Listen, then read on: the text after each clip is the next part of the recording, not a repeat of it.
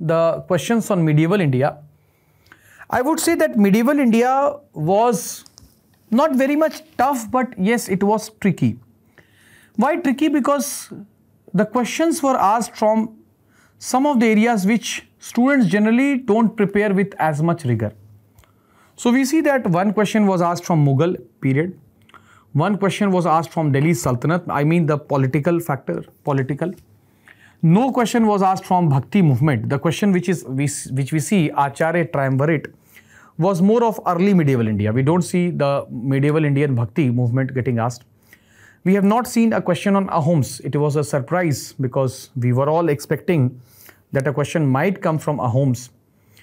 And we have seen many questions this time have come from regional kingdoms. So we have seen 2 questions from Marathas, question from Hyderabad, question from Malwa.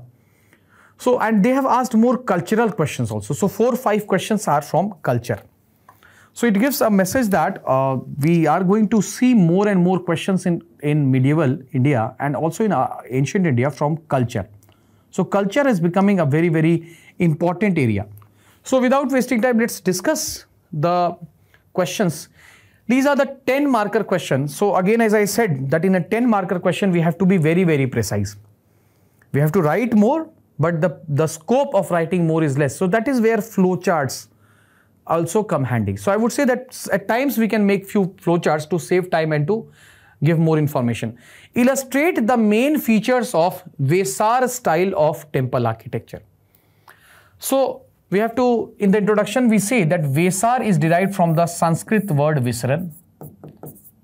And Vesar style of temple architecture in the Deccan region was an incorporation of the features of both Nagar and Dravid style.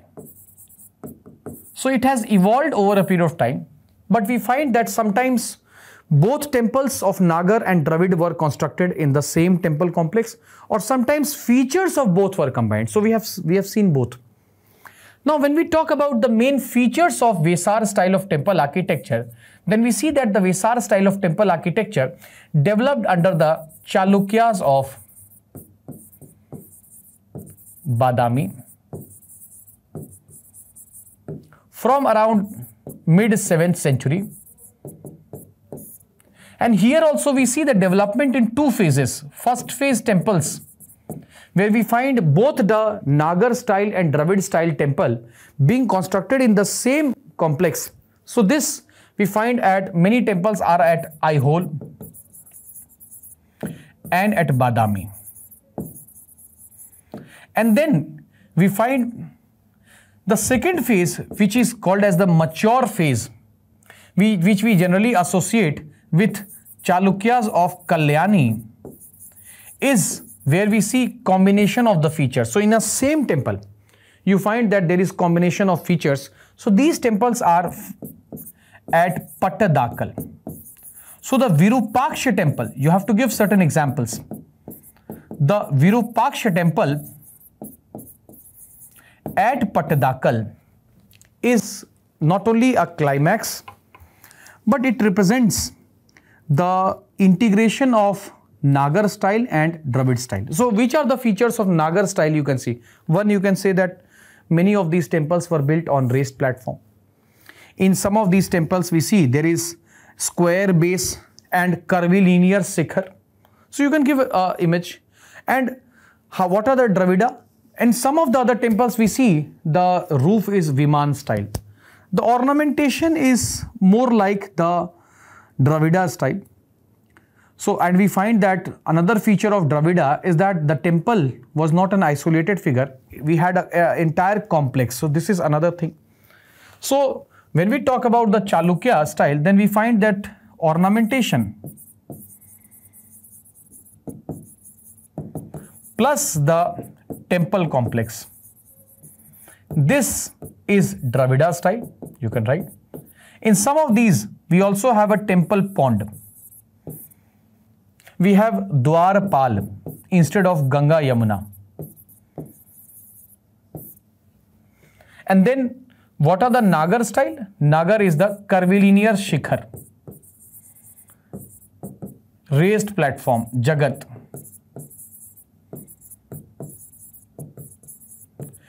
One of the factors why many of the temples in North India were built on a raised platform, something that we don't find in South India, is because to prevent it from flooding.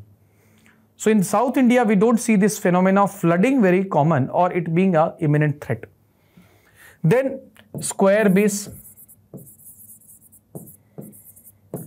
So not only under the Chalukyas, we see that Vesar style was also reflected in the temples built by Rashtrakoot.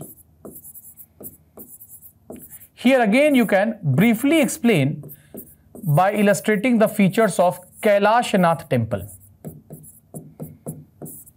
Then you can say another is Hoysal style.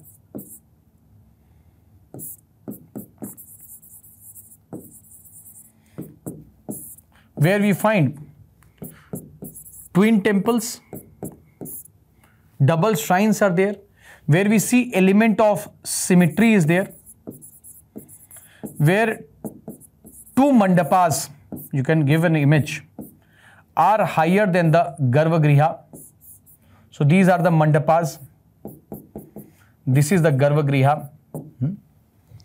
In fact, we find that in the initial temples, the first phase, Garbhagriha was not separate. We don't find in Aihole. In many of the earlier temples, Garbhagriha is there. Another aspect of Hoysal style of temple architecture is the element of horizontality. So horizontally lines like this, it will go on throughout the temple. There is a horizontality is there in ornamentation. So we can briefly write this, as I said, that the scope in a 10 marker question is less. So we have to come up with various dimensions. We have to come up with various examples. We know that at Helebedu and Belur, we find these temples are there. Like Kailashnath temple is in Ellora. Whereas the Hoysal temples are at and Belur. You can also refer to some of these temples. So in this question, I don't think you should write more than this. You can start with the Chalukyas of Badami and you can say that why it is Vesar, and Deccan has been a point of amalgamation of North Indian and South Indian culture. We know that in the Deccan region, the Pradakshinapath, so they had asked this question in ancient India also, that what is the contribution of these traders and merchants in promoting Buddhist architecture along the Deccan region. So this, we find that sometimes there are themes which are asked in two different fashions in the same paper. This is one such question. The next question, that is Firoz Shah Tughlaq's economic policy.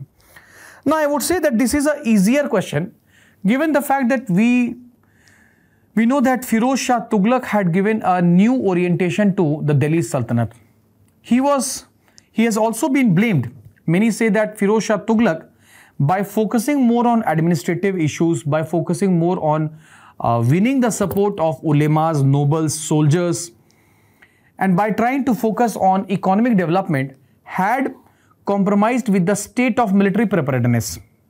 But we will not write all that. We will write in this question that Firoz Shah Tughlaq's Delhi Sultanate was a state where there was more emphasis on economic development.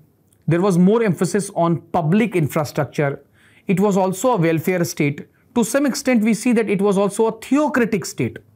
So in the introduction, you have to write all these points. It was a theocratic state also because he himself has written that I will give more privilege and I will give more emphasis to the ulemas, to the highborns. So jizya was again collected as a separate tax. We know that some of the temples were also destroyed. Then we will see that another dimension of Firoz Shah Tughlaq's rule was his economic dimension. So two rulers, Alauddin Khilji and Firoz Shah Tughlaq, both were able to bring down the prices of essential commodities, but in two ways. Firoz Shah Tughlaq was able to bring the prices of commodities by encouraging the production by the supply side. This person, Alauddin Khilji, was able to regulate the prices by also supply side, but by regulating it. So when we talk about Firoz Shah Tughlaq's economic policies, we will see that he focused on agricultural growth.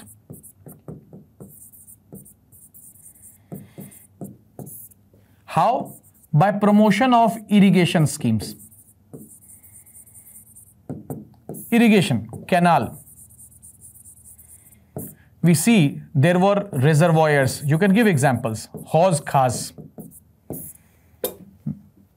Horticulture.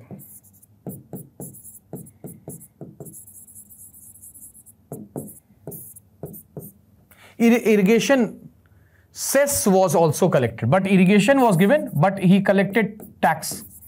Haki a sharb. So because of his policies, there was increase in agricultural production, and that regulated the prices. Then we say that he was also a welfare king. He abolished many cesses and taxes which were imposed by around 25 imposed by Muhammad bin Tughlaq, like indigo cess. So and not only this, he also restored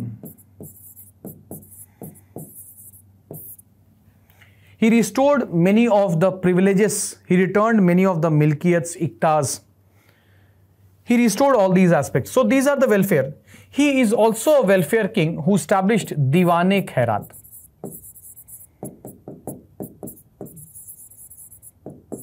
He used to give charity. Charity sometimes to enable poor fathers to marry their daughters. Sometimes the state would bear these. So these are the prominent economic policies of it. And because of his economic policies, there was a sense of relief. The masses, the nobles, the soldiers, everybody was distraught by the eclectic policies, by the failure of Muhammad bin Tughlaq. So it is said that Firoz Shah was able to apply balm. He was able to apply ointment on the masses who were battered and tattered during the time of Muhammad bin Tughlaq. And to some extent, the feeling of warmth which was lost was restored. But that also had come with a huge cost. The exchequer was heavily exhausted in his time. He also had founded a number of towns and cities. He had also built a number of architectural structures, say forts. So because of which the state was not in a very happy state. He did not also emphasize on territorial expansion. So after the Thatta campaign, he gave up the policy of expansion. So due to which the revenue mobilization ability of the state or the Sultanate was severely compromised. So when you write economic policies, it is not about these policies only, but it is also about how these policies or what cost the state had to bear and what is the overall impact of it. The next question, when I read the next question, examine or evaluate the contribution of Kalandriya to medieval Indian culture. So two very interesting songs come to my mind. It gives me a sense of nostalgia. One was the song which I used to hear in my childhood, that is Damadam Mast Kalandar, Ali da Pehla Number. So if you, I'm sure all of you would have heard this song, Damadam Mast Kalandar. So that person, Mast Kalandar, is basically the most famous Sufi poet, Lal Shehbaz Kalandari. So, and then another song which many of us used to hear in a repeat mode was Bulla Ki Jana Main Kaun. So that song was also very famous. So Bulle Shah. So although Bulle Shah was not exactly a Kalandari poet, but he also incorporated many of the ideas of Kalandari Sufi saints. So in this question, so coming to the question, when we talk about this question, Kalandari Sufi Silsila, then we have to start by introducing this. So who were the Kalandari Silsila? We know that in Sufism a number of silsilas emerged. So they were mystic Sufi saints, you can say. Mystic Sufi saints who rejected materialism, who rejected power, who focused on austerity, who focused on inner divinity, who focused on living a life of spirituality. So try to write all these aspects. So they talk more about inner purity rather than rituals. They talk about spiritual freedom. They talk about fana. And not only their ideas are very radical in comparison to the orthodox ulema's ideas, but they were also successful in promoting a cultural syncretism in medieval India. So that is remarkable about them, that they were able to integrate the spiritual aspects of Islam and the local culture also. So in their music, if you see, or in their poetry, you'll see, then there is amalgamation of both. So that is why they were very much popular amongst the masses. They were seen as masihas, or they were seen as relievers of pained soul, especially by the poor and downtrodden. So you start by talking about their ideas. Start by mentioning about what are their core values. Having mentioned the core values, then focus on the cultural contribution. So you'll see that their cultural contribution is in the form of inspiration of their ideas, or how their ideas were incorporated in the writings, in the songs, in the qawwalis of many of the scholars or many of the saints. So when we talk about these people, then they had written poetry. They had written poetry in Urdu later times, in Persian, in Turkish also. So you have to say that Persian, Turkish, Urdu. So who are the prominent? We know that Baba Farid was a Chishti saint, but Baba Farid's poetry also embodied some of the Kalandari's ideas. So Baba Farid was a Chishti, but even he acknowledged some of the Kalandari's ideas on spirituality, on austerity, on inner divinity. So you can write all this. You can say that there is a sense of masti, or you can say divine intoxication. You can not use the word masti, but you can write that there was divine intoxication in their ideas, in their poetry. So who are the prominent poets? So as I told you, Lal Shehbaz Qalandar. He's also called as Sultan. So Lal Shehbaz Qalandar, he's a very prominent person, and his shrine in Pakistan, Sindh. So when we talk about their architecture, then although they did not leave behind any prominent architecture, but their shrines are important site of pilgrimage. When you talk about, then another person, as I told you, Bulle Shah, you can write about it. In Panipat also you see there is a Kalandari Dargah. I myself remembering visiting that. Then in Lahore also there is shrine of Shah Jamal. What is remarkable about their shrines is that they are very plain. They are not very ornamental. They are not very decorative. They focus on domes. They have open courtyard. So you get a sense of relief when you visit their Dargah. So try to write all these.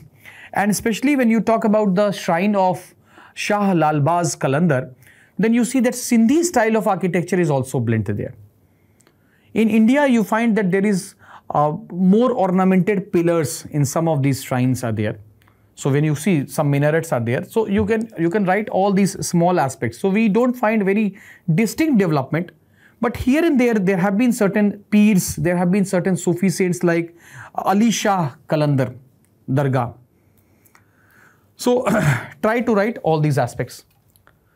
Next question, discuss the main features of Malwa school of painting. So when we talk about Malwa school of painting, we have to understand that Malwa school of painting was a branch of Rajput school of painting. So sometimes I always tell students that if you don't remember the exact features or you don't remember the exact points, then if you know the overall heading under which this painting or this architectural form is there, then if you can get away by writing some of the common features, and then you can expect that in a 10 marker question you will get 3 or sometimes 3.5 also if you are lucky. However, here we'll understand what are the distinct features of this Malwa. So Malwa school of painting thrived during 16th to 17th century in the Malwa region, in the Bundelkhand region of Madhya Pradesh. And this school of painting is an amalgamation of religion, folk tradition. So if you see here, if we talk about the themes and the ornamentation,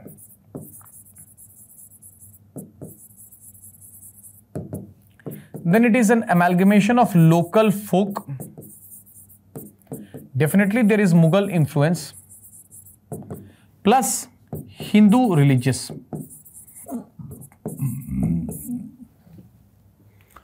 What is remarkable about Malwa paintings is that they have used certain bold colors mainly.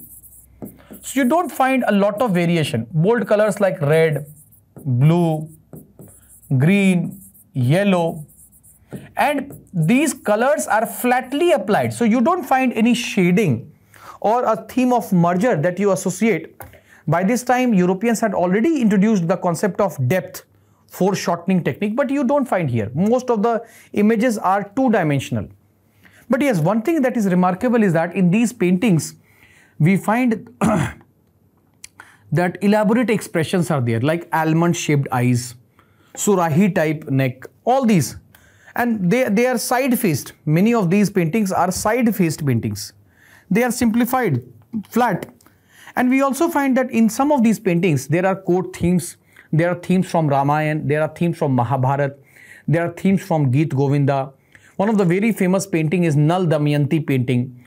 Then some of these paintings are also fusion of musical rag, and then the different rag are depicted in different colors, which are called as Rag Mala paintings. Nal Damayanti painting is there. And we also find that there is architectural features are there in the background. For example, you have an arch, you have a palace in the background. So, but they are also depicted in a flat manner, in the form of geometric pattern. जैसे ऐसे बनाया है, they have made it. Or if they have to make a temple, they will just make a temple with a flag. And then there are persons here, activity happening. So that is why I said that many of these features you read are the features of Rajput style of painting. Moving ahead, highlight the features of Portuguese colonial enterprise in India. So in this question could have very well be asked in a 15 or a 20 marker. So we have to be very, very specific that when we say that what was the Portuguese colonial enterprise means, when the Portuguese came to India, how did they manage the Indian affairs? What was the impact on the polity? What was the impact on the economy? What was the impact on the culture? And maybe in the concluding line, we can just hint about what led to their demise. So we can start by writing that Portuguese came to India with the idea of God, glory and gold. So they wanted more resources, they wanted to glorify, and they also had come with a Catholic zeal. The arrival of Portuguese in India also reflects the contrast between the Asian trade, where there was a pure trade culture. The role of the state was more supportive, and definitely there was no element of coercion.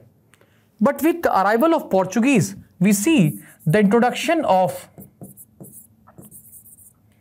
Mediterranean culture of trade. So what is the Mediterranean culture? Mediterranean culture is the use of force. Mediterranean culture is the armed trade. Mediterranean culture is the active role of the state. And later we'll see the rise of mercantilism.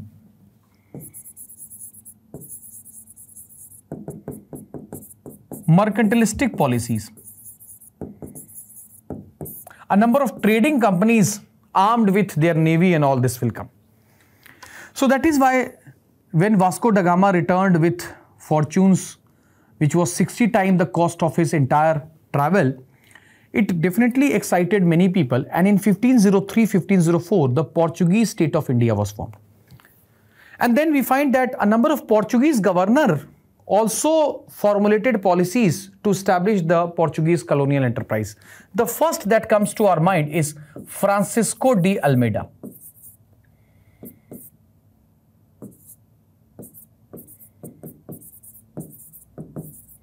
Who introduced the blue water policy. That is the use of navy for commercial. He also established a fort. The another person was Albuquerque. In fact, the real founder of the Portuguese in India is Albuquerque. He was the one who established Goa as the headquarters by getting it from the Sultan of Bijapur. And he was the one who introduced the Cartas policy. So you also have to talk about this licensing policy. Although it was not completely successful, but it created a lot of hostility, it created a lot of tension in the Arabian Sea region. That is why we see that the arrival of Portuguese had raised alarm bell and there were numerous conflicts. In fact, political military alliances was formed, like between the Egyptians, the rulers of Gujarat, and then the Portuguese. So all this was happening. When the Portuguese came to India, they had also come with missionaries. So we later see that Jesuits became very active.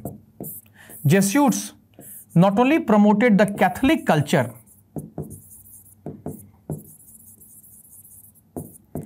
in the Malabar region, but later on their excessive Catholic zeal and the practice of Inquisition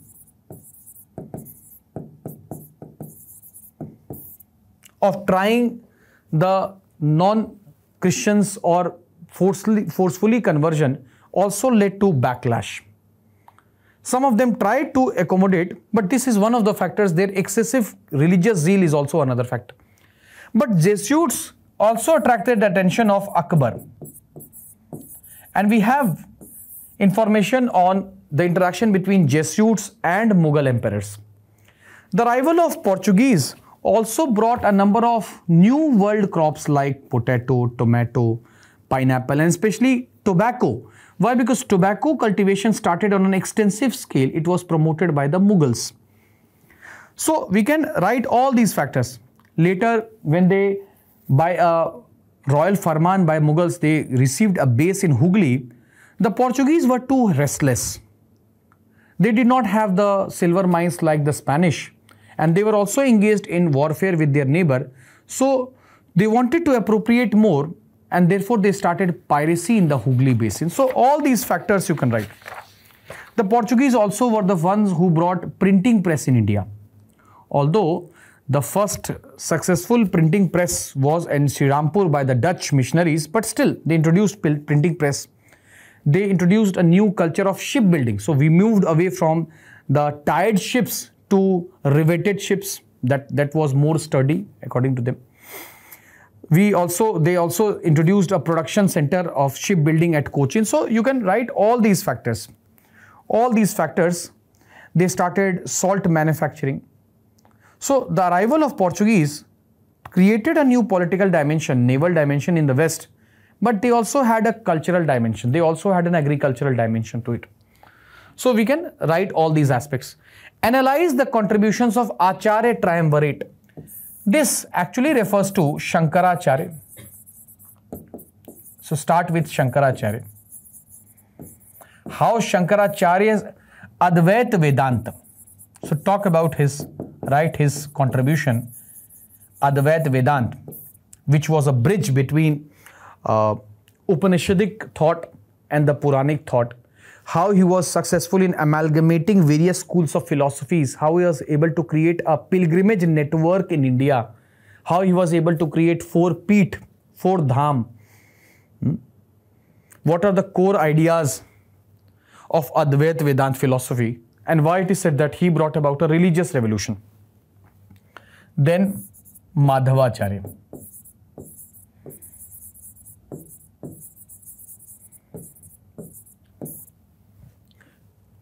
Dvait Vedanta,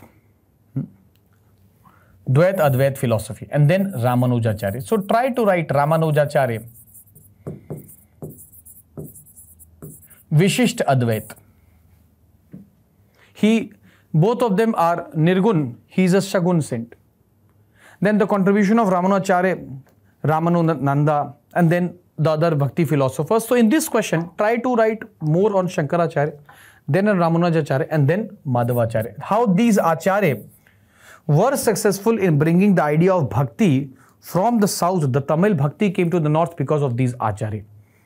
So in this question, you have to write on the philosophy and the contributions of these philosophers, these religious scholars, but try to focus more on 50-60% more on Shankaracharya. The next question I would say was not a very difficult question per se, but this question was a question which would have surprised many, because many would have not expected such a specific questions on Sultanate society. We generally see a question on society in terms of the position of slaves, in terms of the position of peasants, but this time they have asked a question on the comparative analysis of Hindu and Muslim women. So if we try to do a comparison during the Sultanate of Hindu and Muslim women, so paper 1, question 16. So first we'll say that when we talk about the Hindu and Muslim women during Sultanate, then the relative position, relative means the position of these women with respect to their male counterpart, and then the position of women with respect to each other, this was based on regional, class and familial circumstances. So there are a number of factors. One is region based also, it was different. So the situation in Rajasthan is different from the situation in Bengal. The situation in Bengal is different from the situation in, say, Lahore. So regional, class. In many ways, the life of a lower caste or a poor woman was easy. There was more openness, there was more opportunity, but there were also their own set of challenges. Class, caste, family connections or family status, very important, or royal family. And then of course religion, that is the core. So when we try to understand, then we have to understand that the position of Hindu and Muslim women was subordinated and there was patriarchy. But even within this umbrella of patriarchy, we can say that there is a lot of similarity, but there is differences also. And why these differences is because not only because the Muslims are the ruling class in India, the state will give more importance to the Muslim laws while leaving the Hindu laws to be administered by themselves, but also because the family, the ruling class of the Muslims, they were more well off. So this question can be answered in two ways. You can pick up themes. You can say patriarchy. Let's compare patriarchy in the Muslim society, patriarchy in a Hindu society. Or you can write first entire structure, entire dimensions of the position of women in a Hindu society, and then you can write about the Muslims. So whatever suits. So I'll start with the second approach where I'll talk about Hindu women. The position of Hindu women even in medieval times. Because one thing that we know about the sultans is that they did not interfere with the religious laws, or they did not try to interfere and try to impose the Shariat over the Dharma Shastra. So still the Hindu society was governed by the Dharma Shastra, by the Smritis. So the Manu Smriti, Dharma Shastra have defined and they have regulated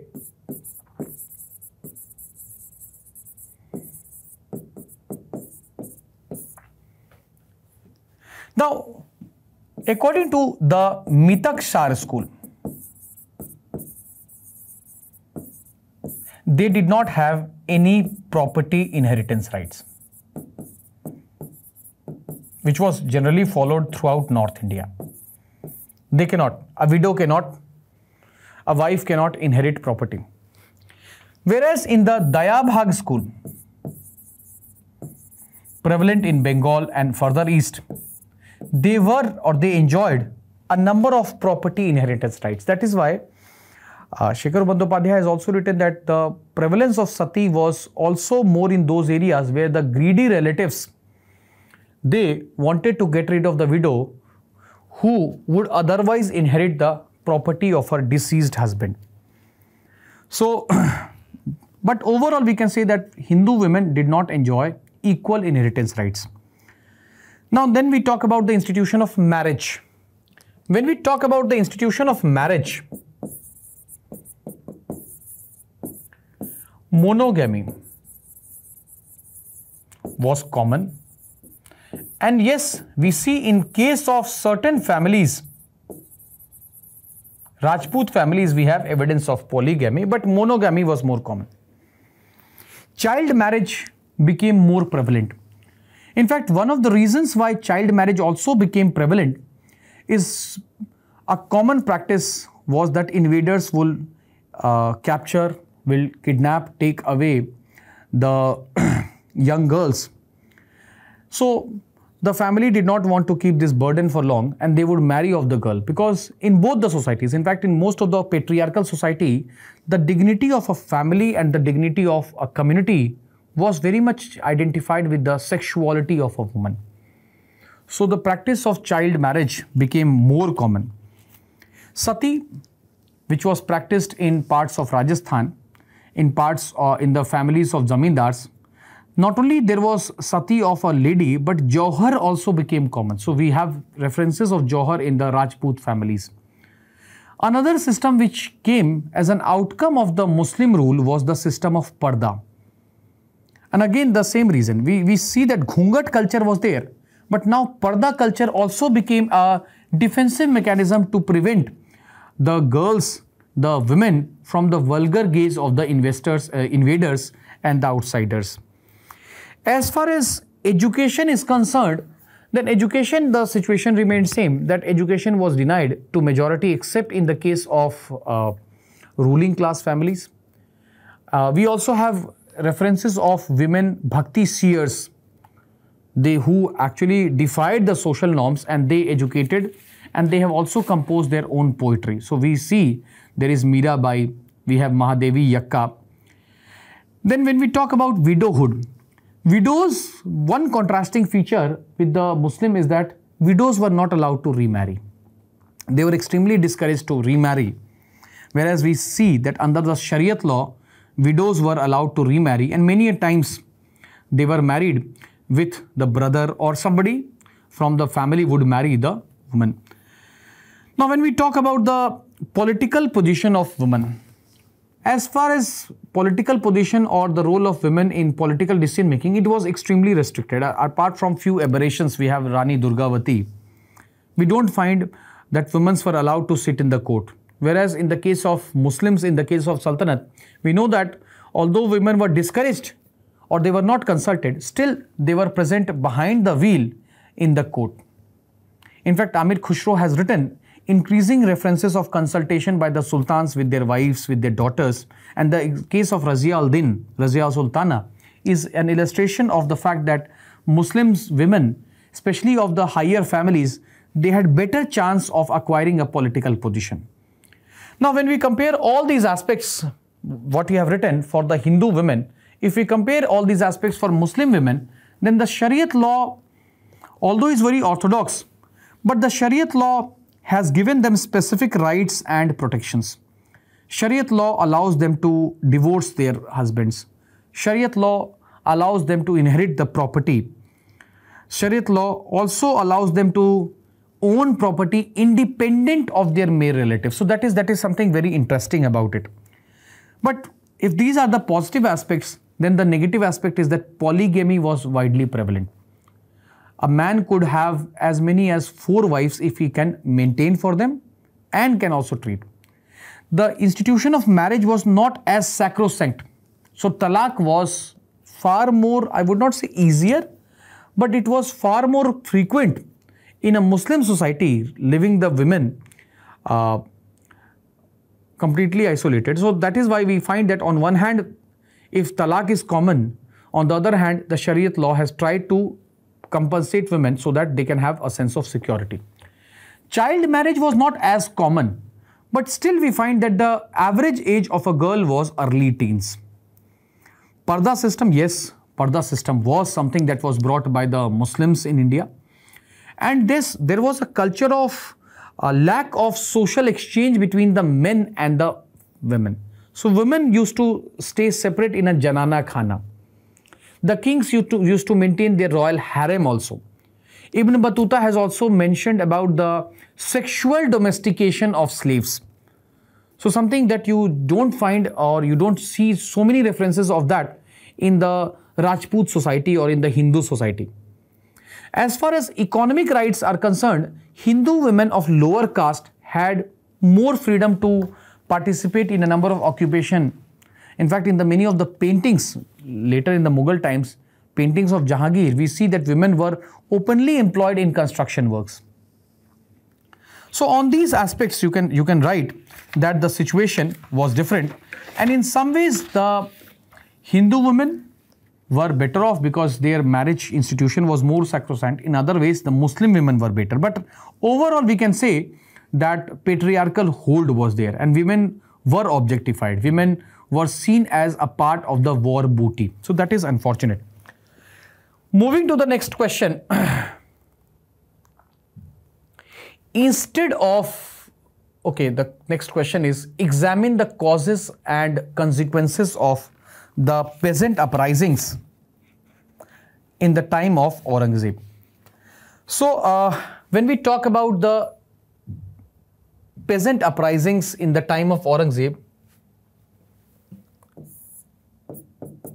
Irfan Habib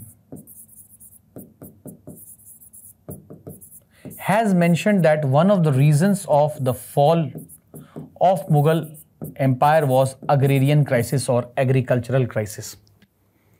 So during 17th century, one source of headache for Aurangzeb was the numerous peasants' uprisings in North India. Peasants' uprisings in the form of Jat revolt, Satnami, Maratha,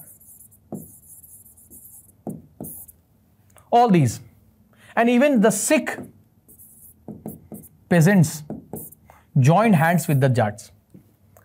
So it is a common feature. Now, when we talk about the peasant uprisings, then what are the causes of these peasant uprisings? So first we'll start with Jadunath Sarkar. Sir, Jadunath Sarkar has written, or he has said that religious bigotry or the policies of Aurangzeb of destroying temples, of reimposing jizya had alienated many of the Hindus, and most of them were peasants. So he has interpreted it from religious angle. Then another historian, Satish Chandra. Satish Chandra has given a more detailed analysis. He says that we have to understand the nature of taxation. We have to understand the relation between the agrarian economy and the state. So he says that he has analyzed the entire issue through the system of Jagirdari. Jagirdari Mansabdari system was also the means of revenue collection. So he says that at the ground level, there was an equilibrium between the Jagirdar, Zamindar, and the peasants. So one way was that the peasants would pay to the taxes to the Zamindar, and Zamindar would deposit it with the Jagirdar. So through the Zamindar, the Jagirdar used to mobilize, and after keeping his salary and the maintenance cost of the troop, they will reimburse it to the state. But because the Jagirdari system was temporary, so this also created, I would not say incentive, but it also created an urge amongst the Jagirdars to exploit and extract as much as possible from the peasants. So many times they would bypass this mechanism and they would try to directly collect more and more resources from the peasants. So this had created a source of tension, and this had strained the relation between the Jagirdar and the Zamindar, and the Jagirdar and the peasants, and many a time the Zamindar and the peasants would collectively stand versus the Jagirdar. So he would say that this was one of the cause of strain, and that is why there was a growing difference between Jama and Hasil. So Satish Chandra says that the urge or this tendency of Jagirdar, because of the temporary nature of Jagirdari, to extract more from the peasants had disrupted this equilibrium. Athar Ali has said that it is because of the increasing burden of taxation, high taxes.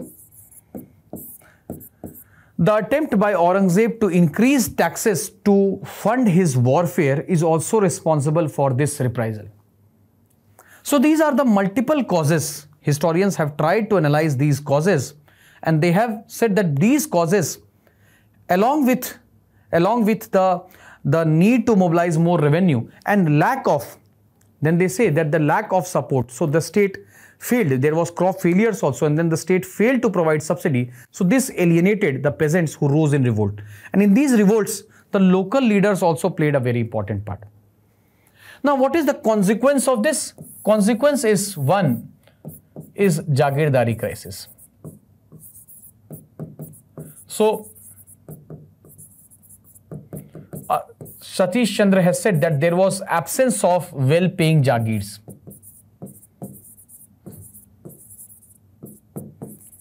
Good Jagirs were missing. Why? Because of these peasant revolts, nobody wanted to get these Jagirs. The consequence was that this also disrupted trade and commerce. Trade and commerce was also affected, and many peasants and traders, they moved to other regions. This also adversely affected the military policies. So we find that at a time when he was engrossed in the South Deccan campaign, and when this agrarian crisis happened in the North, so he was unable to balance both. So overall, because of this consequence, you can write that because of these crises, the peasant uprisings, it deviated the attention of Aurangzeb. He was fighting at multiple fronts, and that also at a time when he did not have the Rajput support. Masses were getting alienated, and he was not winning territories or capturing more territories, or even if he was capturing, it was coming at a huge cost. So overall, it created a very chaotic situation in the Mughal Empire, and that was a situation which was inherited by his incompetent successors, which contributed to the decline of Mughal Empire. So you can write it overall in terms of the decline of Mughal Empire. Now the next question, when we talk about the Ibadat Khana debates. So the question is that Ibadat Khana debates, Ibadat Khana established in Fatehpur Sikri in 1575. So when we talk about Ibadat Khana, intellectual chamber established in 1575 by Akbar in Fatehpur Sikri, was a place where he invited scholars, religious scholars, initially the Muslim scholars and later Hindu, Jain, Jesuits, Parsis, all of them. So all of them were invited. So, and there was open discourse, religious dialogue was there. Akbar was very inquisitive from his childhood, although he was illiterate, but he wanted to understand. And these Ibadat Khana debates were an eye-opener for him. So when we talk about Ibadat Khana debates of Akbar, then we try to also understand what is the impact of it. So we see that it may have brought discredit to him. It did not bring a lot of good name for him. In fact, many of the ulemas, the Muslim elites, as Vincent Smith, as we see, has written, or even Athar Ali has written, Irfan Habib has written, that many elites did not like him. But from Akbar's point of view, he was able to do something that was remarkable, a visionary person. He was, rightly we can call that Akbar was the intellectual successor of the philosopher king of ancient India, that is Ashok. So you can write all these dimensions. But start this question by introducing what is Ibadat Khana. So Ibadat Khana was an intellectual chamber of religious debates and discourse, which was established by Akbar at Fatehpur Sikri in 1575, where he invited scholars and encouraged them to indulge in religious debates. Although these debates became chaotic, these debates led to theological disputes. There was so much of mudslinging, especially the Muslims, they tried to disparage, they tried to downplay the Hindu scholars. But this actually helped Akbar understand that there is a common element of truth in all the religions. So this shaped, this concretized his religious outlook. So moving ahead, when we say that Irfan Habib, you can just keep writing some of these scholars. So Irfan Habib says about Akbar that not only it broadened his outlook, but the Ibadat Khana debate was also a reflection of Akbar's humanism and secularism.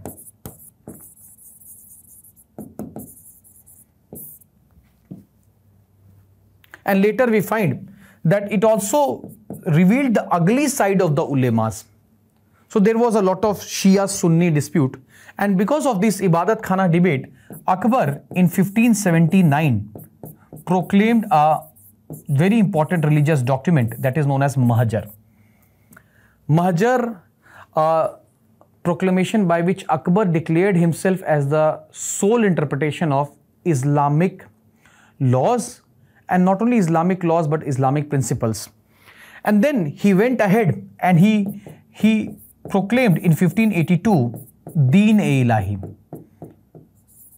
So what were the outcomes of the Ibadat Khana debate? We see the outcome is seen in the policies and in the proclamations of Akbar. Shule-Kul, peace for all, Deen-e-Ilahi, a syncretic religious group. It is not a religion, as many had misunderstood, as Father Montserrat, as Vincent Smith, who has said that Deen-e-Ilahi was a monument of Akbar's folly. So many have criticized, but we have to understand that he was able to do something. He wanted to build a common faith in which people from all the religion, while having their own religion, can also come on a common platform.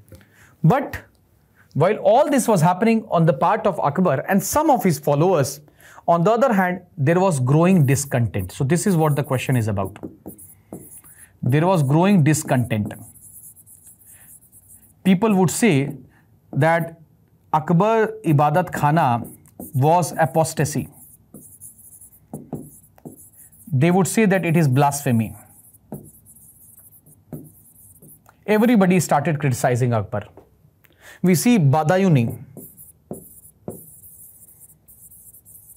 in his book Muntakaf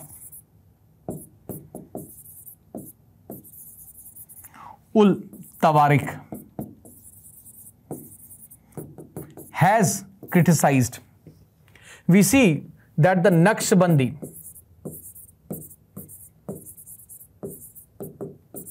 Sufis also were critical. We see V.A. Smith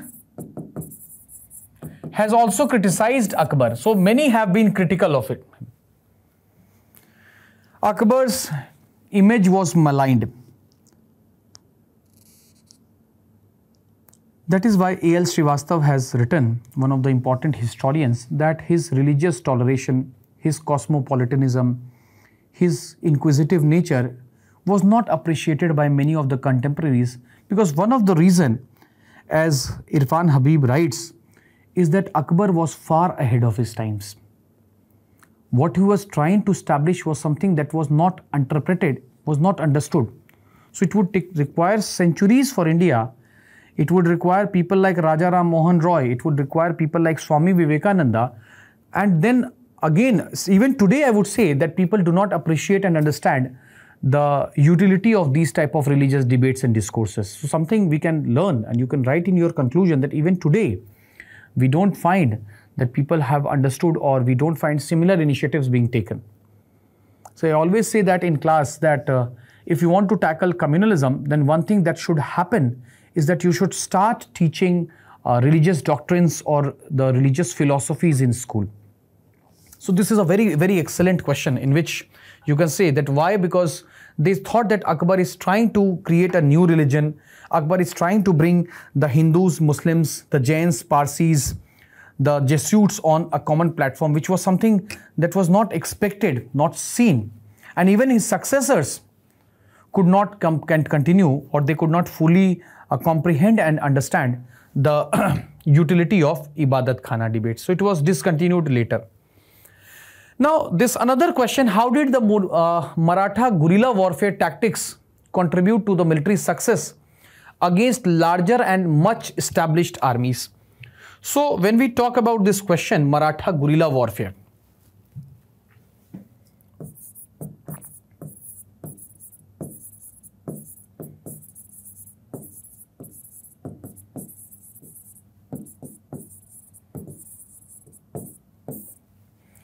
success means what are the strengths of it. Let's talk about what are the strengths of it, right? And why it helped them to prevail against larger armies. So larger here basically you can say it refers to Mughals, it refers to the East India Company, and it also refers to Bijapur Sultan. But definitely the Bijapur Sultans did not have as much as strength compared to the earlier two. So when we talk about the guerrilla warfare, I remember that there was a historian who has written, Alfred Lyall. Alfred Lyall has beautifully written that one of the reasons why the Marathas fell was because they abandoned their core strength, that is guerrilla warfare. So he has written that when I analyze the causes of defeat of the Marathas in the Anglo-Maratha wars, then I don't see it is only because of diplomatic failure. It is because of the basic weaknesses in Maratha polity, that is confederacy. But it is that they failed to appreciate. Marathas were trying to do something that they were not used to or they were not very much adept at.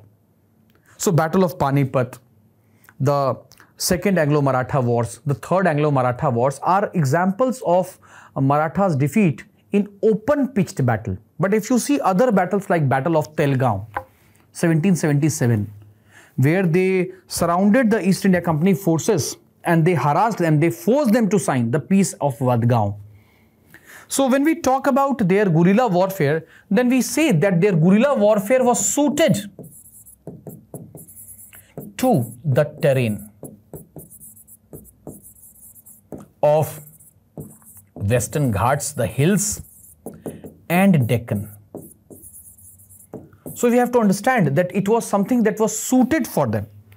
That is why historians have written that it was very much suited, and they were able to exploit the hills, valleys, and the plateaus and forests to their advantage. And then they not only utilized this, but they even built a number of hill forts. So आप देखते हैं, if you go to Maharashtra, then you see that there are a number of hill forts which are very difficult to reach, like Raigad Fort, like Sinhgad Fort, Pratapgarh Fort. So you can give example. Difficult to access.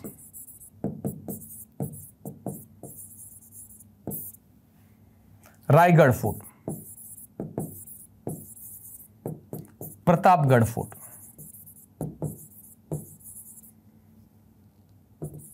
Sinhgad Fort.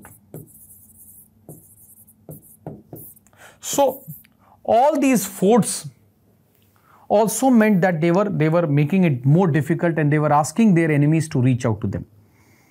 And more to add to this, their guerrilla warfare tactics.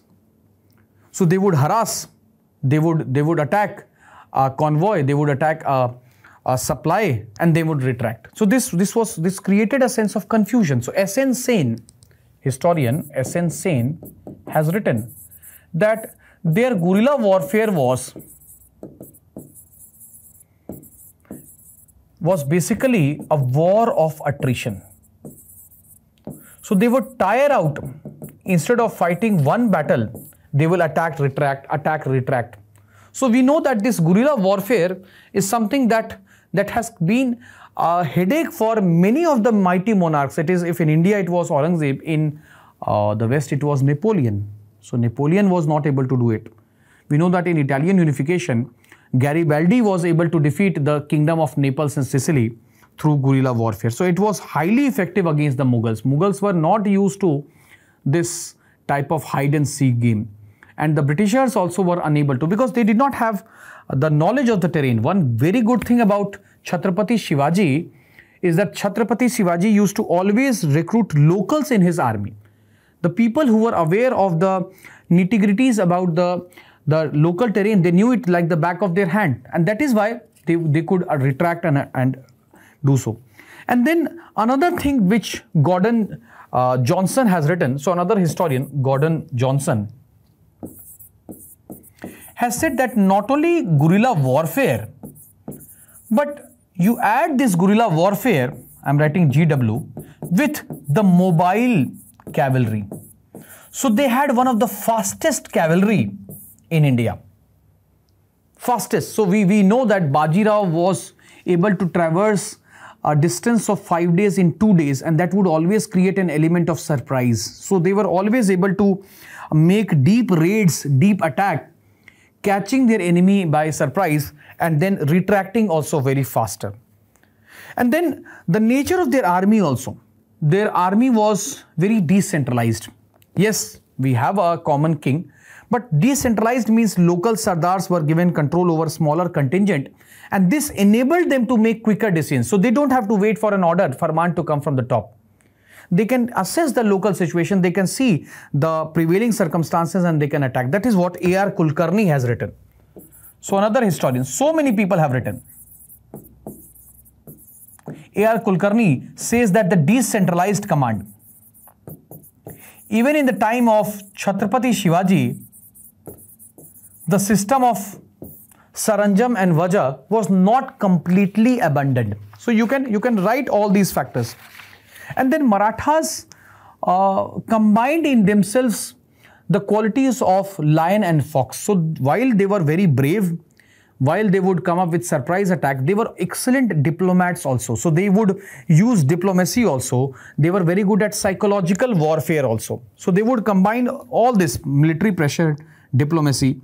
And then as R.C. Majumdar has written, so many historians like Neelkant Shastri, R.C. Majumdar has said that when we talk about the success of Marathas, then we have to understand the role of Shivaji.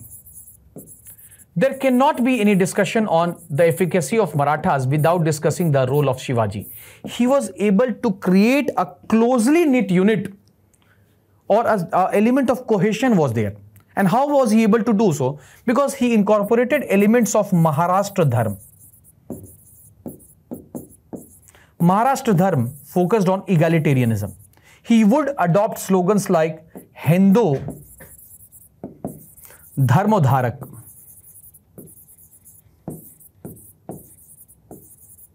Gau Brahman, Pratipalak.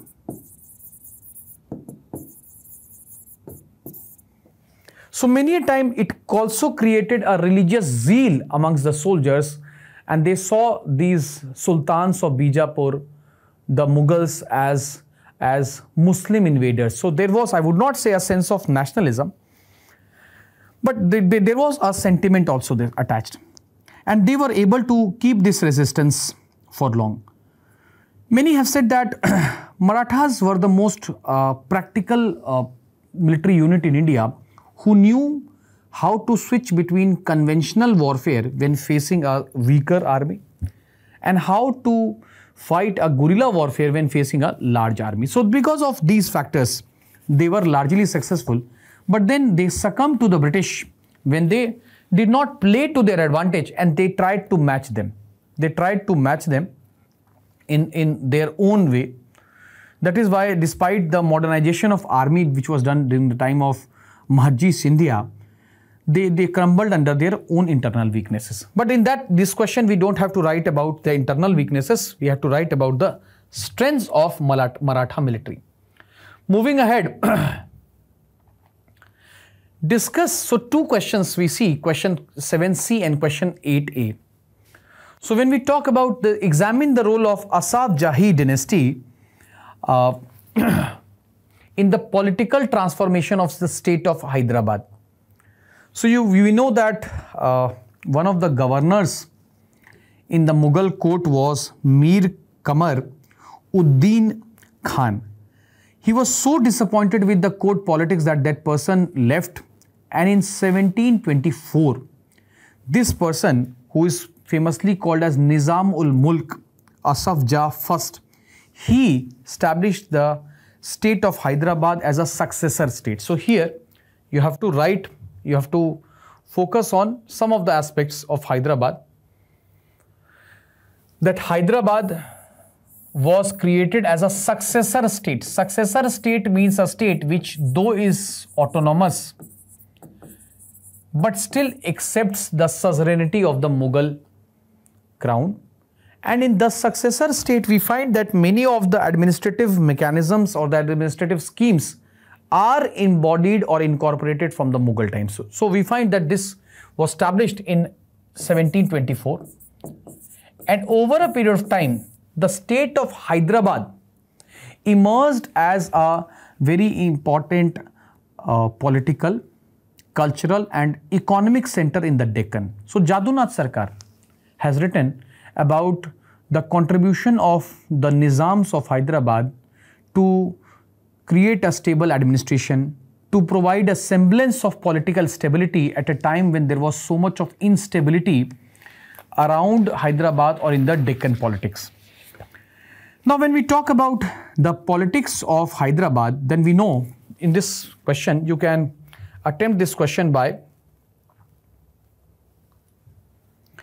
drawing a map also, because I would appreciate in this question, it is a 15 marker question. So you can draw a map. In this map, here we have Hyderabad.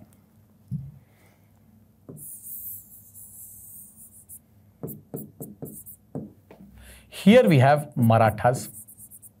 Here we have Mysore. Then we have Carnatic. And here there is a very strategic territory, that is Northern Sircars. This is something that the Britishers wanted, and they were later able to get this territory through diplomacy and Mughal pressure, and by which they wanted to reach Madras. Then we have Bengal. Bengal was not very much interested. Beach mein Odisha hai. Yes, obviously Odisha is there. But Odisha at that time was a part of Bengal. So that is why I have written Bengal. Odisha is a part of Bengal province. So he was surrounded by a number of competitors and to some extent hostile states. So when we see the politics of the Deccan region, so it was a politics between a number of powers. There is Maratha, there is Mysore, there is the East India Company, there is Hyderabad, which is trying to maintain its autonomy, political autonomy as far as possible. And then obviously the French are also in contention. They are trying to capture the trade, if not the territories of this region. So they were very much active during the Carnatic War. So in this background, Karen Leonard,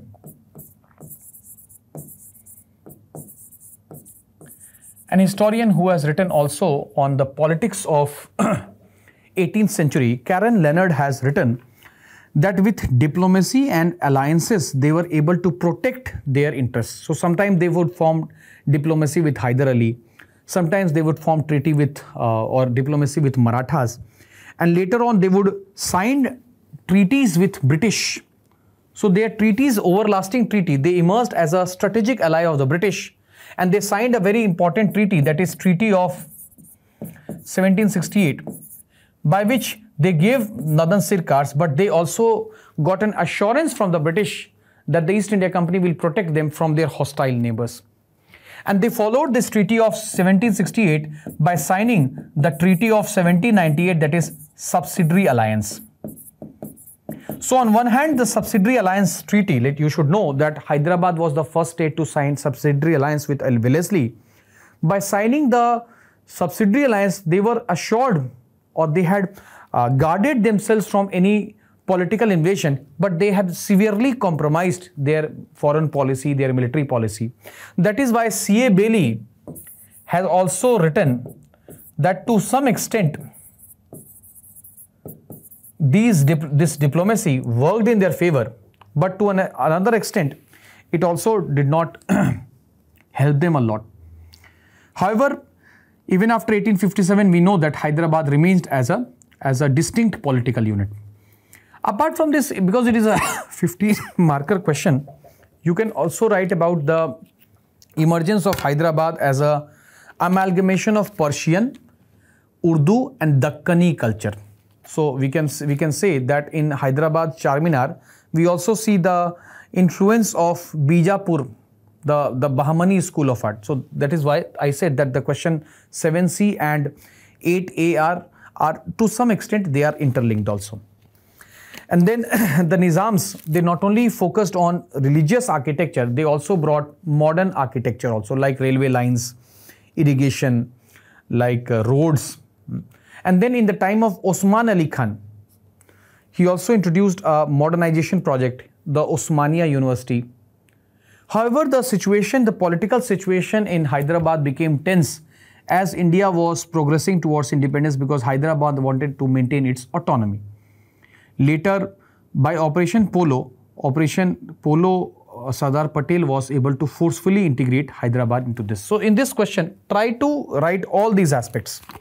That what are the cultural policies, what are the modernization projects, what are the tensions between Hyderabad and the independent India, how there was communal flair, Razakars were there, what is the Telangana movement of the communists. So in this question, we don't have to get into too much of this Telangana movement, but because in the end, until the integration of Hyderabad, we see that the Asaf Jai dynasty was able to maintain its political distinctiveness. I would not say sovereignty because that they had severely compromised by 1798, but they were able to maintain their political distinctiveness. The next question is on the contributions of Bahmani Sultan. So when we talk about the contribution of Bahmani Sultans to the development of Indo-Islamic architecture, then Indo-Islamic architecture here refers to the fusion of Hindu style, some elements are there, the role of Indian or Hindu sculptors, architects, while maintaining the overall structure reflecting Islamic ideas and values. So when we talk about the Bahmani Sultans, the Bahmani architecture,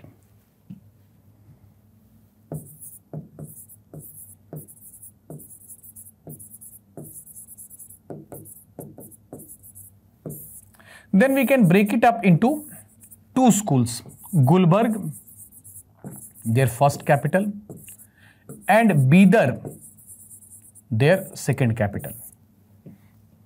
Gulbarg and Bidar. In Gulbarg also we can see that one very important factor or feature of architecture was military preparedness. So they used to construct a lot of forts. Why? Because of the perpetual warfare with the neighboring Vijayanagar and to some extent with the rulers of Odisha also. So when we talk about the Gulbarg fort, anybody who goes to Gulbarg cannot miss out on the fort. So one feature is double fortification.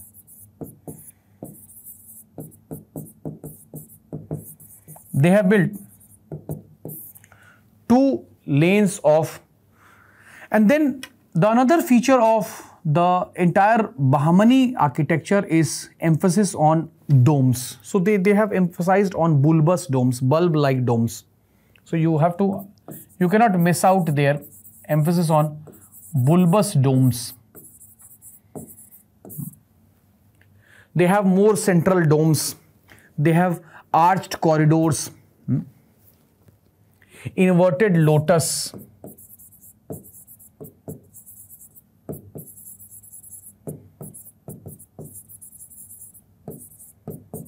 So during the time of Muhammad Shah first, another important structure which was built was the Jama Masjid. So in the Jama Masjid, all these ornamentations that I have mentioned, everything. And then you also find certain Hindu elements also, like carved pillars.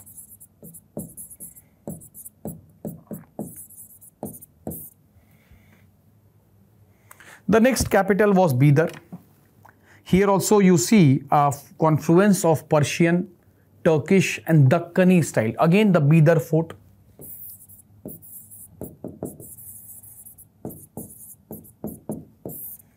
We find the Bidar fort is there. And then apart from these forts, apart from these religious and military structures, we have secular structures also, like madrasas. The madrasa of Mahmud Gawan, its capacity to host or to have hundreds of students. Tombs of Bahmani Sultans. And then apart from these architecture, briefly you can say that Bahmanis also patronized So Bahmani tombs.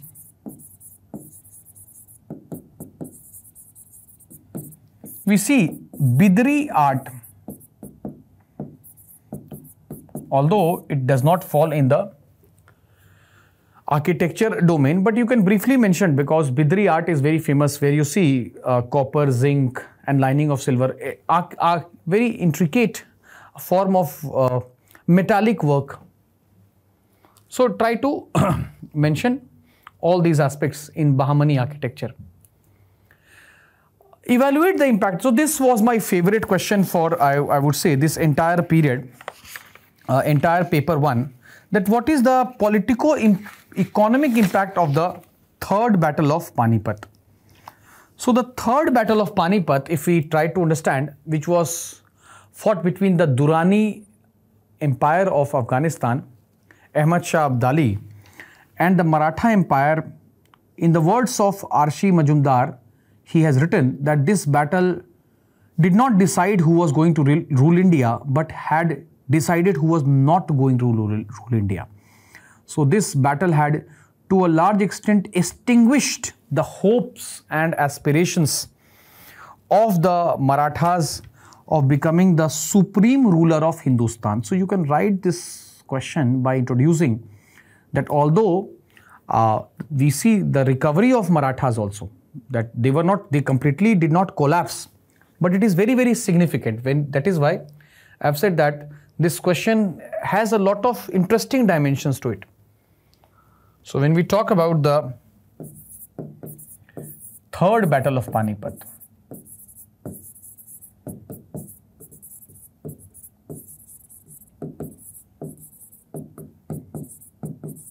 between the Afghan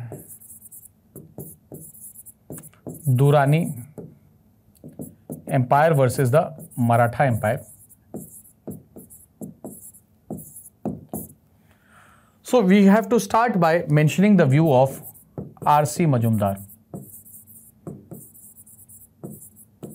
who says that this extinguished the hopes and to some extent the very important political question of political successors of Mughal was an open question. So this remained an open question. Jadunath Sarkar builds on this argument. He says that after the fall of Marathas, it created a type of political vacuum. Although we know that a number of smaller powers had emerged, like the Rohilas had emerged, the Jats had emerged, but they were nowhere capable of even collectively filling that vacuum. So that is what Jadunath Sarkar has written, that this political vacuum was also one of the factors. This created a political vacuum, and this political vacuum was one of the factors responsible for the rise of East India Company. Rise of East India Company. Satish Chandra has said that before the rise of East India Company, he has analyzed the 18th century politics in terms of fragmented polity. So there was a fragmented polity. We see a number of powers emerged, but these powers were no longer as capable of filling that vacuum. So this had tremendous political implications. And then Irfan Habib writes that it also had an impact on the weakening of the Mughal Empire, because the Marathas were protectorate. They were the protectors from the time of Balaji Vishwanath. The Marathas had put one of their foot on Delhi politics, on Mughal politics. So Mughal emperors like Shah Alam was very much dependent upon the Marathas for their protection, not only against their own wazirs, but also against the potential threat. So after the demolition of Marathas in 1761 battle, this protection was gone, and the Mughals were exposed to the intricacies of North India politics, and very, very soon this weakness will be exposed in the Battle of Buxar. Now when we see this question not only talks about the political impact, it also talks about the economic impact. So definitely after this war, Ahmad Shah Abdali, during his stay, he indulged in loot and plunder. He destroyed crops. The entire Punjab, Haryana region was destroyed. Cities were looted. Women were raped. Many men were enslaved. So that is why historians have said that the period following the Battle of Panipat was a period of economic crisis in North India. There was no power to patronize.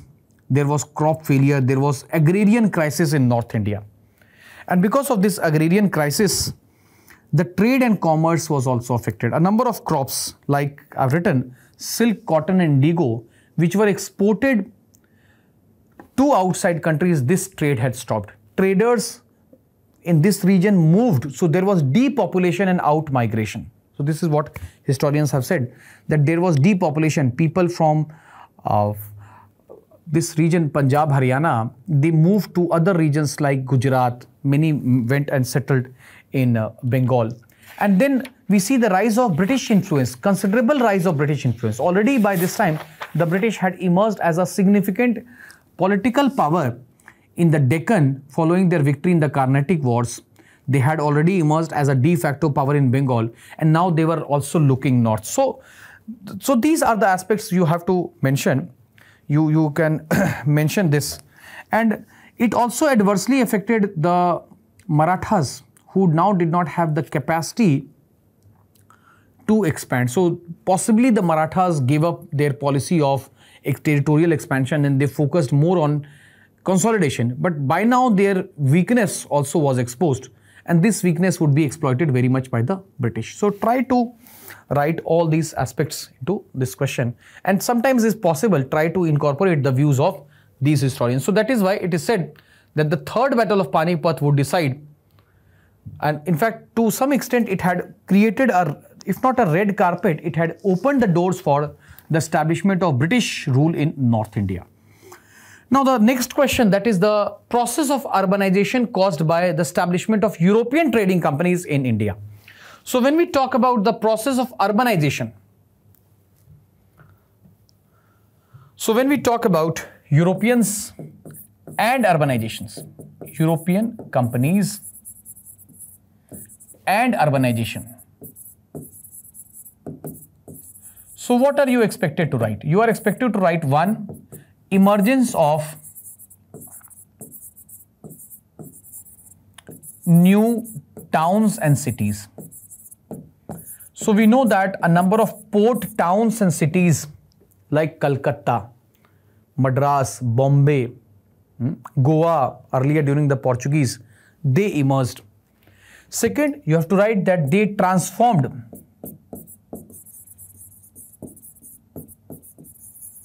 the nature of existing towns like Surat, Mausulipatnam. So they became textile hub. And they also created certain specific niche towns like Dhaka, Murshidabad. And then we find that they also promoted a culture of migration, immigration, migration and cosmopolitanism. So not only because of the destruction of agriculture, many people from rural India migrated, but even people from different parts of the world like the Jews, Parsis, Armenians, they were coming to India.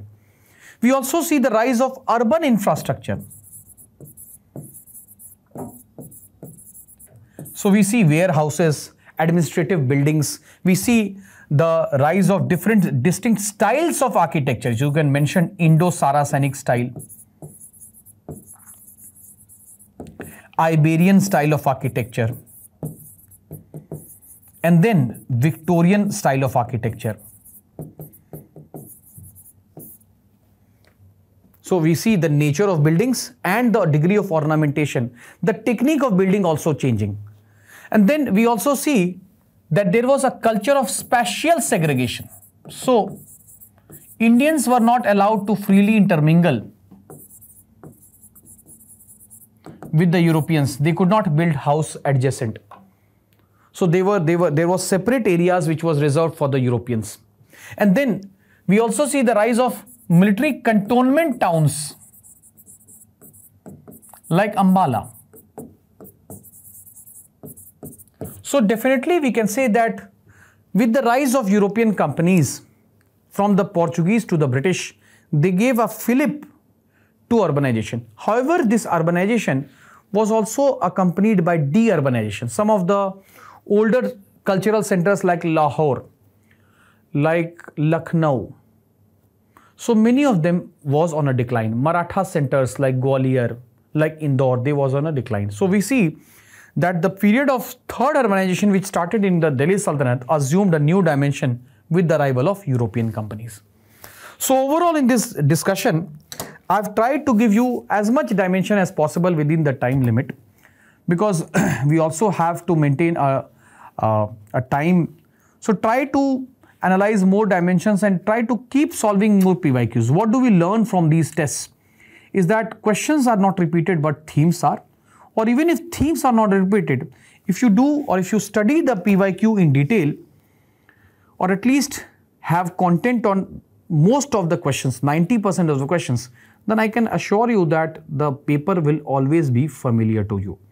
So we'll be starting very soon our courses, specific courses apart from foundation batch for mains 2025. So please check our website, check our YouTube channel to find out what these courses are. Thank you.